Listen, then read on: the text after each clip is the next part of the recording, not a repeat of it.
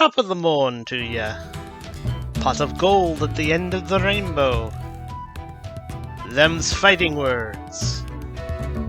Gotta keep those kids away from my Lucky Charms. And any other stereotypical Irish things you might say. And yes, I know my accent's terrible. Well, it's that time of the year again. The month that everybody associates with the color green, and a day that was originally created to celebrate a genocide of snakes. It's now morphed into just one big excuse to drink and have fun. I kid, of course. I know that a lot of people get really into the whole St. Patrick's Day thing, and even though I'm not one of them, I can appreciate everyone wanting to use this as an excuse to have a good time, and for those that are Irish to have an excuse to celebrate their heritage. So, what will my review series be doing for this holiday? Why, reviewing an Irish-themed movie, of course.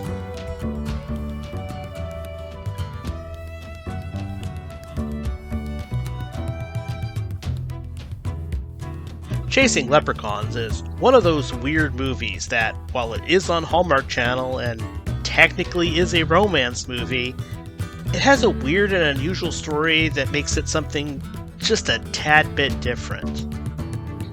The movie is, for once, about a male lead, specifically a man named Michael, who is a company fixer for a real estate firm, and he has a brand new assignment in the country of Ireland. It seems that the site they have picked for their new development is unable to be worked on because the local town council and workers have declared it protected land. Why? Because leprechauns are living there, of course. The character of Michael is played by the underrated actor Adrian Pasdar. He's probably best known by most people as the flying politician Nathan Petrelli from the NBC show Heroes. I've seen him in a bunch of different shows and movies, and he has this air of dignity and professionalism about him no matter what role he's playing. What makes him fun for me to watch is the fact that despite having this natural charisma of seriousness and professionalism, the actor clearly has a fun, quirky side which allows him to take these offbeat roles, like a flying politician, a guy dealing with leprechauns. It makes him feel like a fish out of water no matter what film or show he's in. And here in this movie, we have a super serious businessman who ends up being harassed by invisible little people. Maybe? If they exist? We'll get to that in a moment. With almost any other actor, it would be easy for the seriousness to look almost unnatural in the face of such preposterous circumstances, or else would almost look to be some sort of slapstick performance. But Adrian Pasdar plays it perfectly straight, and he comes across as genuinely irked by the whole situation. And frankly, it is so much fun watching this man be irked.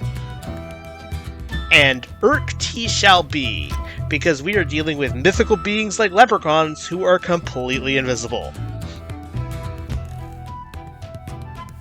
Michael flies to Ireland and finds out that, no, this is not a joke, the town is refusing the company access to the property because the indigenous population can't be moved from the site. And what indigenous population are we talking about? Leprechauns. Michael, of course, thinks that the whole situation is ridiculous. But unfortunately, these locals have their superstitions, and there's also some ordinances on the books that means he has to get an inspection report from a local leprechaun expert before they can start construction on the site. So off he goes to meet the inspector, and apparently she can be found at the local pub. Of course she's at the local pub. I mean, movie, you're not helping the Irish stereotypes here. Meet Sarah Kavanagh, the local leprechaun expert. When the main character first meets her, he immediately assumes she's part of some sort of scam, a way to extort some money out of the company by believing in these fake little green men. But she doesn't accept money for her services and refuses to take a bribe from him. It turns out that she is a true believer in the Little Green Men, and she's not just going to sign off on a construction permit until after she speaks with the leprechauns. So this isn't going to be the quick excursion he thought it was going to be. The small Irish town is quaint, but our main character's from America, New York specifically, and a lot of that down-home, small-town charm is a little too much for him. He's obviously discomforted by the accommodations and the attitudes of the townspeople, the lack of amenities, the lack of stores, the slow lifestyle that the people here live. But to the movie's credit, he never puts the townspeople down or insults them, pretending like he's above them in some way. Even if he is clearly a fish out of water and clearly doesn't really want to be here, he never insults their way of living. That's a subtlety that most movies wouldn't take with this character. Most movies would have the guy from New York come in and act all high and mighty, and then he has to realize the error of his ways and how small town living is fine, and now he has to apologize to everybody. But it's refreshing that we don't have to have him move too far from who he is at the beginning of the movie to reach the point that the movie wants him to be in at the end of it. Just a slight adjustment of his attitude, not a complete 180 of his whole character. As Michael walks through the town, he is constantly hearing things. Little laughs, weird noises, strange gusts of wind. And then after he insults the leprechauns, weird things start happening. His car breaks down. His key disappears. His phone stops working. All things that potentially could happen to someone normally, but in this context, it really does seem like there's something mythical at play here. But leprechauns can't be real. Right, Mr. Mayor? I'm a politician, Mr. Garrett. I believe what the people believe. Of course you do. As the movie progresses, Michael ends up getting friendly with the townspeople, including the men at the pub, specifically Seamus, an old man who seems to take a liking to Michael, and they actually get a great relationship going for the little bit of screen time they have together.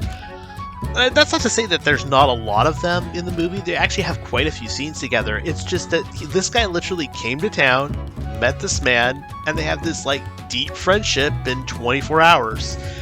It's kind of refreshing to see two characters just meet, click, have fun, and we move on. No great love story here. He's not suddenly gay or anything like that. Just two men having fun together. It's known to happen in the real world, people. He also gets to know the landlady at the bed and breakfast, and even Sarah herself. He starts eating the local food, dressing like a local, going to the local pub, I'm saying local a lot, and he even starts dancing, something he wouldn't consider at the start of the film. His romance with Sarah also blossoms as his ties to the community deepen. And despite his initial assessment that she is nuts, he begins to see her in a different light, more romantic one. Despite fitting in and enjoying himself in this town and potentially finding love, he seems no closer to resolving the situation involving the leprechauns on his company land.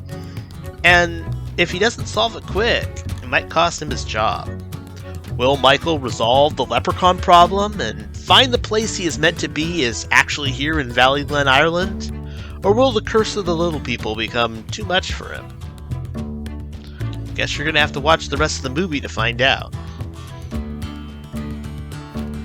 One of the cleverest parts of this movie is the way that we don't explicitly see the leprechauns, nor is any definitive answer given to whether they were really there at the first place.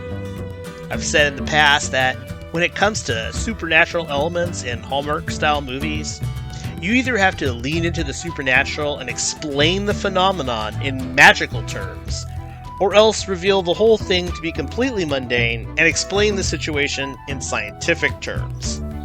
What's interesting here is that the supernatural beings are really just a plot device and frankly aren't all that important. I mean, sure, they're the reason the movie exists, and also the reason I'm reviewing it this March. And they are the framing device which gets Michael from the big city to the small town. But the story here isn't about removing leprechauns from a construction site, nor is it even the main character of Michael finding love with the local leprechaun instructor.